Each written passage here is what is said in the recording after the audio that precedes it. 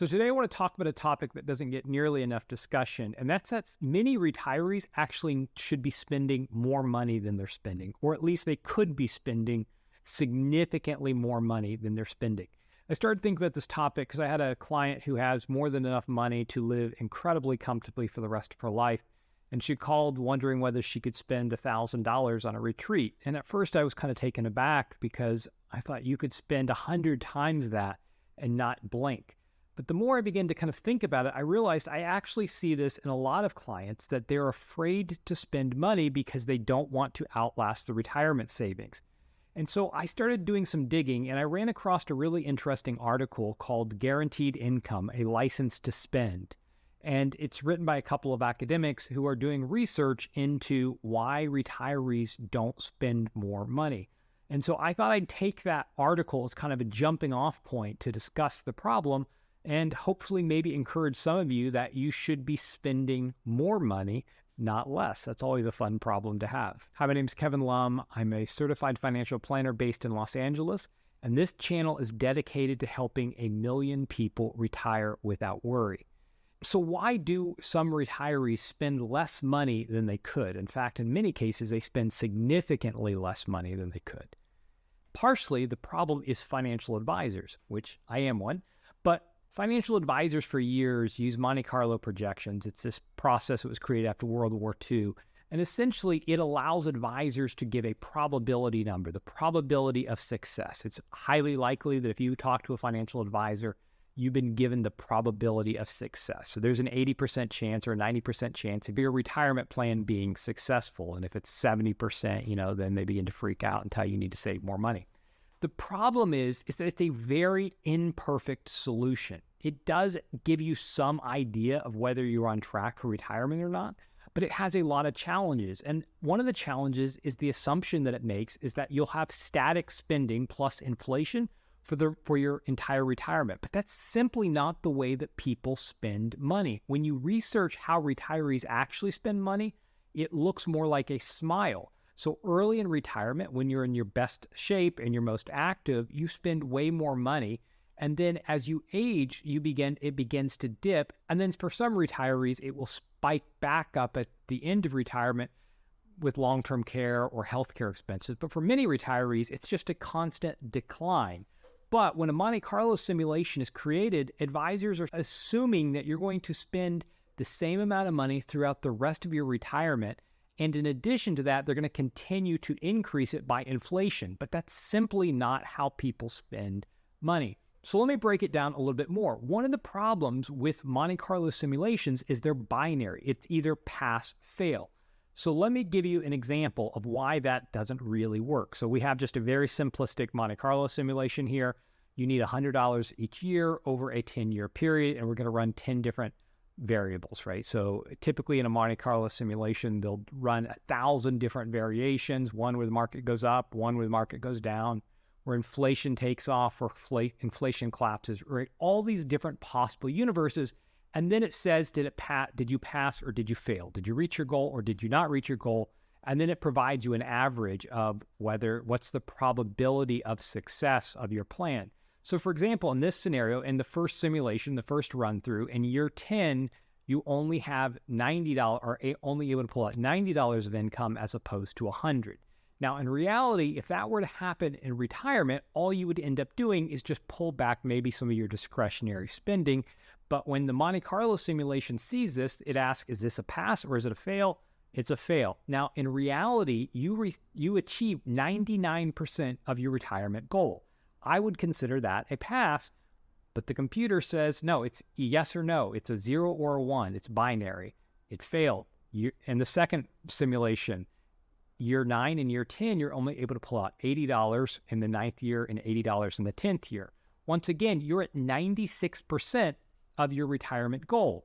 You could just pull back your discretionary spending, but the computer just says, is this a pass or is this a fail? If your advisor was to look at this, they would say you have a 50% chance of achieving your retirement goals. But in reality, you achieved 96% of your goal. But in a Monte Carlo simulation, it's pass-fail. It's just not dynamic enough. And the problem is that it scares a lot of people into being way more conservative with their money than they really need to be. Now, some people do need to be conservative with their money. They need to be spending less. But many retirees could be spending more money on trips and on their grandkids and all the things in life that they enjoy.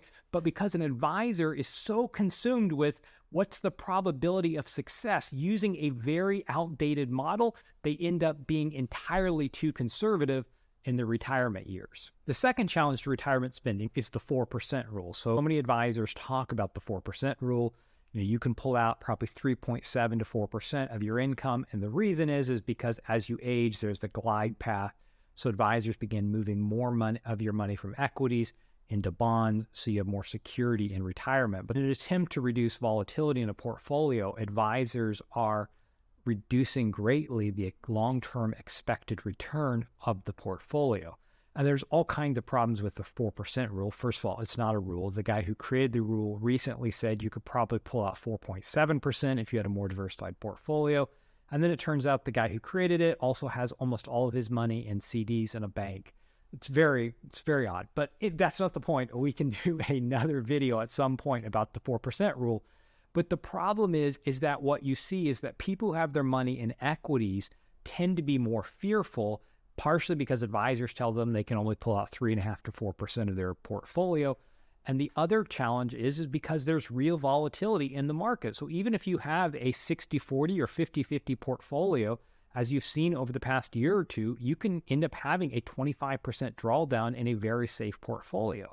So if you have $1 million in that portfolio and you watch $250,000 of that evaporate 2 years into retirement, you're going to be scared to spend money.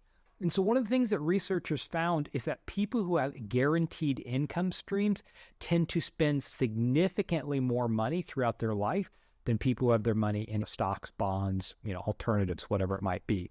So the researchers did is they took two groups of people. They both had essentially $100,000, except the one person had a guaranteed income stream and the other one just had their money in a portfolio. And they found that the people who had their money coming from a guaranteed income stream ended up spending almost twice as much money in retirement.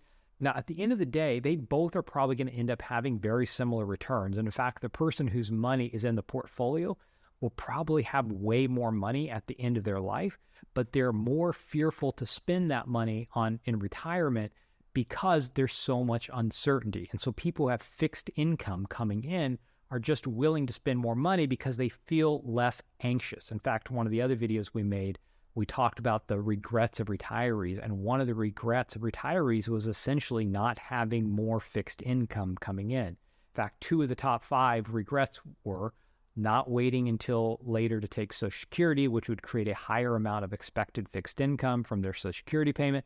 And the other was not having an annuity. There's really 3 main types of fixed income that most retirees can have. The first fixed income, the most popular, the one that almost everyone will have, is going to be Social Security. When you retire, you're going to receive some amount of money from the Social Security Administration. If you take it at age 62, you're going to receive a smaller amount. If you wait till age 70, you're going to receive significantly more. And so the longer you wait to draw on Social Security, the higher your income amount is going to be. The second type of guaranteed income is a pension. So if you have worked for a legacy company or the government, there's a good chance that you're going to get a percentage of your salary into perpetuity during retirement. So it might be 70%, or for some people up to 100% of their salary that they're going to receive through retirement. So they're going to receive Social Security, plus they're going to receive a pension. And the third type of guaranteed income comes from an annuity. So annuities are a really controversial topic among financial advisors. Now, I'm going to talk about some of the problems of annuities in a minute, but let's just talk for a minute about how annuities work. There's really 2 basic types of annuities. Honestly, there's 100 different rabbit holes I can go down, so I'm simplifying this greatly. But the first type of annuity is an immediate annuity. So you take $100,000, you put in an annuity, and then you get a guaranteed amount of money paid out to you for the rest of your life. The other type of annuity is a deferred annuity. So you have to wait at least a year, can be significantly longer, before you start receiving your annuitized payment. So you have an immediate annuity and then you have a deferred annuity. Some people will use deferred annuities that won't kick in until age 80 because they're most concerned about guaranteed income later in life.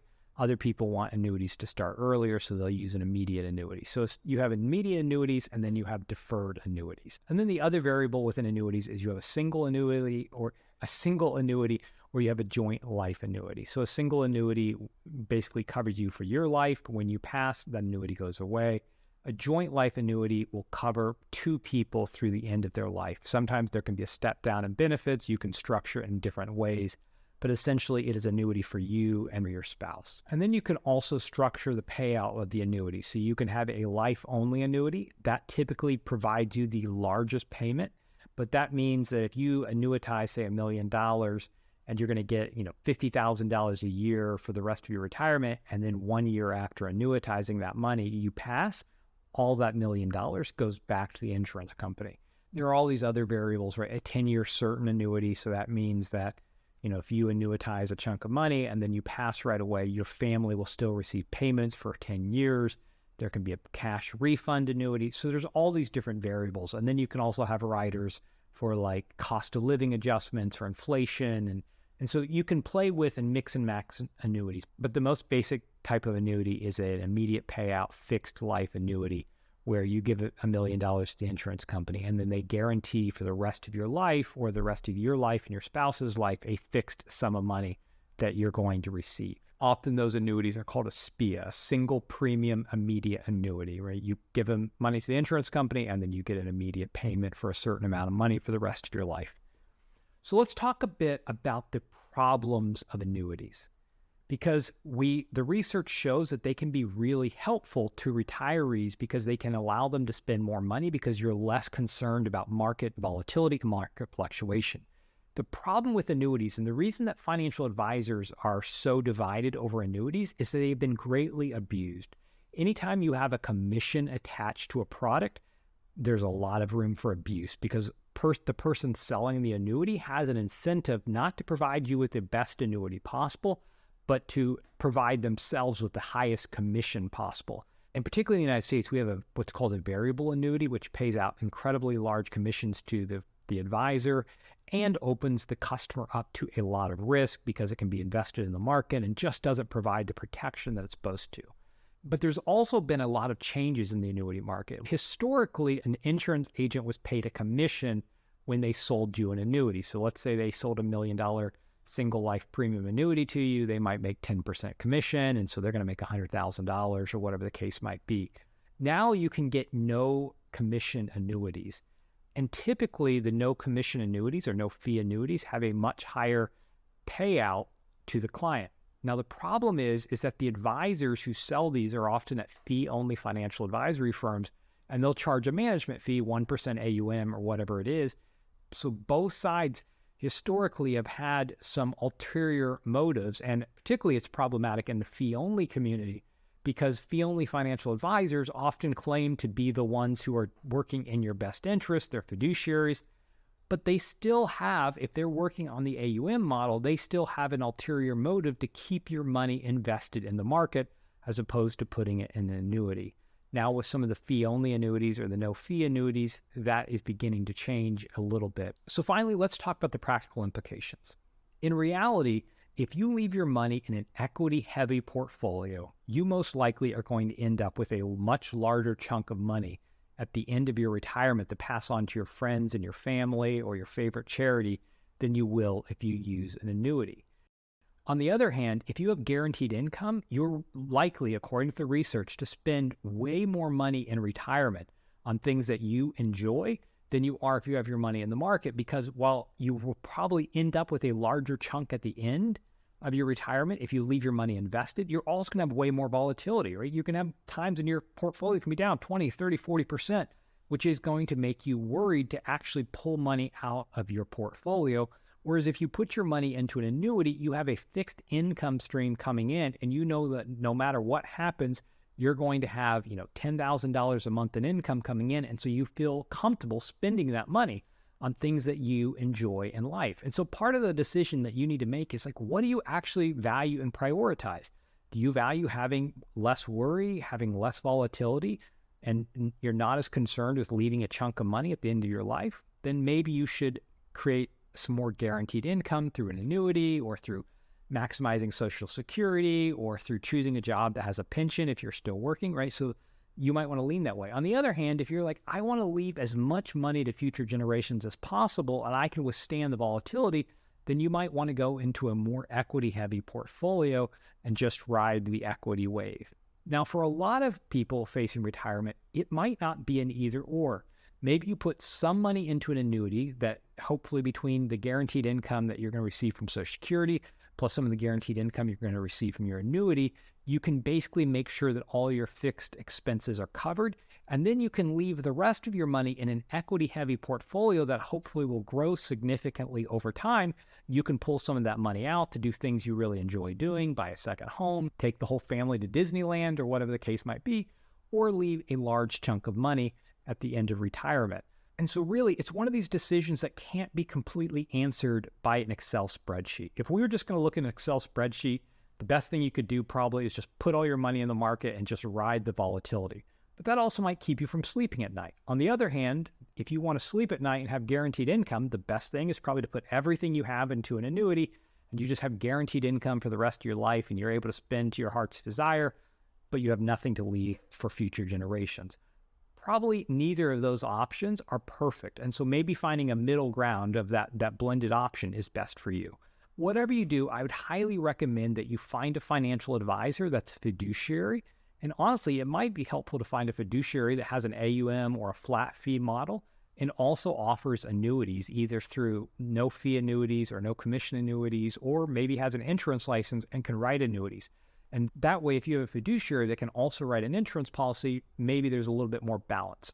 The other thing you could do is just find someone that will advise you for a fixed fee, do a one-time plan, and that their money is made simply from writing the plan and not from selling you an annuity or managing your money. Lots of different options. As always, if you like this content, if you can ding that bell, click the subscribe button, like this content, all those things help the Google or the YouTube algorithms know that this is content worth watching. See if I can get through that. And thanks again for watching.